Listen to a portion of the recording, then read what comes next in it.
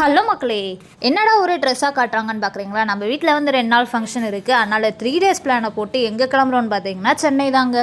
செங்கல்பட்டுலேயும் சென்னையிலையும் function இருக்கிறதுனால 3 days பிளானை போட்டு கிளம்பலான்னு பார்த்தா ட்ரெஸ் எல்லாம் அயன் பண்ணணும். நாங்கள் அயன் பண்ணால் எங்கள் அப்பா திட்டுவாருன்னு சொல்லி அவரையும் அயன் பண்ண விட்டுட்டு அதுக்கப்புறம் பேக் பண்ணி வச்சு தூங்கியாச்சுங்க. காலையில் எழுந்து 5 மணிக்கு அம்மாவும் பாப்பாவும் ட்ரெயினில் கிளம்பிட்டாங்க. நானும் எங்கள் அப்பாவும் பைக்கில் கிளம்பிட்டோங்க.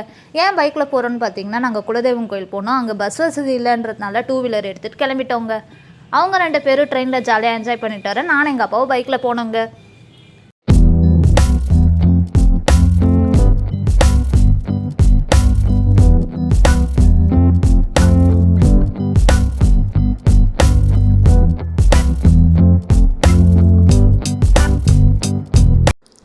நானும் எங்கள் அப்பாவும் போகிற வழியில் பார்த்தீங்கன்னா சூப்பரான சன்ரைஸுங்க. செம்மையாக இருந்துச்சு. ஈசிஆர் சைடு வர போனோமா, இந்த சைடு பீச்சு சன்ரைஸு அதெல்லாம் ஜாலியாக என்ஜாய் பண்ணிட்டு போனோம்.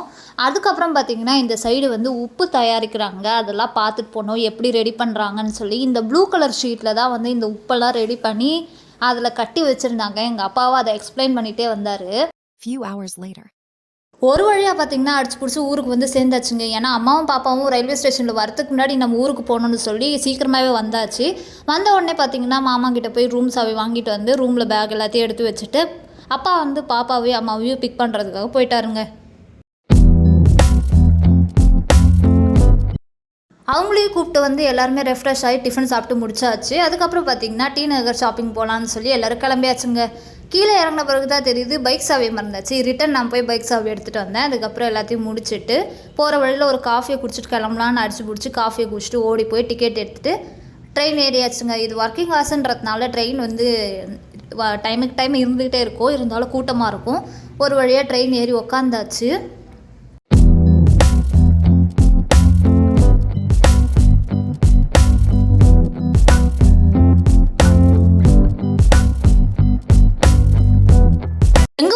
சென்னைக்கு போக 1 hour ஆகுன்றதுனால ஜேர்னியை ஜாலியாக என்ஜாய் பண்ணிட்டு போனோம். இதோட கண்டினியூ vlog இன்னொரு வீடியோவில் போடுறேன். டாடா பாய்.